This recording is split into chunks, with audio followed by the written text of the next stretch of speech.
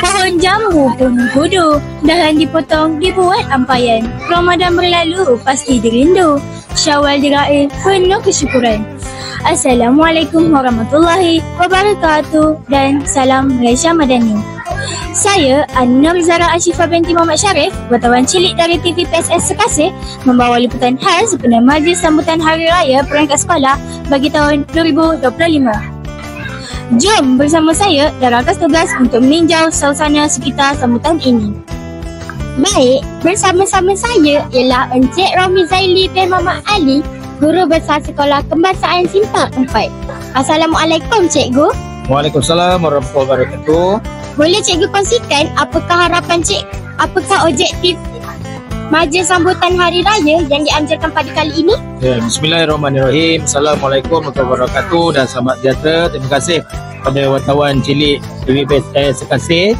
Baik, pertama sekali saya ucapkan selamat Hari Raya Aidilfitri, maaf zahir dan batin untuk kita semua warga Sekasih, dan untuk objektif kita pada hari ini adalah menyatukan keluarga Sekasih daripada murid-murid, guru-guru dan semua warga sekolah. InsyaAllah kita semua adalah satu keluarga. Yang terakhir, boleh Cikgu kongsikan apakah harapan Cikgu sempena majlis sambutan Hari Raya pada hari ini? Baik, terima kasih. Untuk harapan saya, program pada hari ini berjalan lancar sehingga akhirnya, dan diharap pada semua, terutama murid-murid dan warga Sekasih dapat menikmati juadah yang telah disediakan oleh semualah, termasuk guru-guru, staf dan murid-murid mengikut kelas masing-masing. Dan insyaAllah pada hari ini kita akan cuba melaksanakan program semeriah yang boleh. Selamat Hari Raya Aidilfitri, maaf zahir dan batin. Terima kasih atas perkongsian Cikgu sebentar tadi.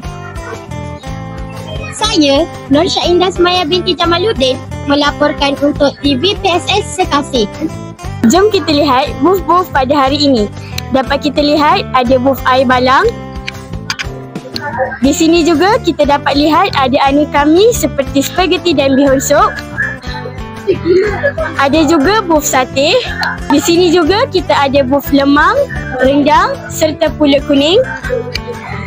Di sini juga kita boleh lihat ada menu pemanis mulut seperti aiskrim dan kek. Di sini pula kita dapat lihat ada booth nasi minyak dan lauk pauk yang lazat. Di sini juga kita boleh lihat suasana sambutan yang begitu meriah. Kelihatan warga sekolah berpakaian cantik dan berwarna-warni. Begitulah tadi sedikit ringkisan kami suasana sekitar majlis sambutan Hari Raya Peringkat Sekolah. Saya, Amira Afrina binti Ahmad Syarizal, melaporkan untuk TV PSS Sekasih. Yang baik kita kongsi.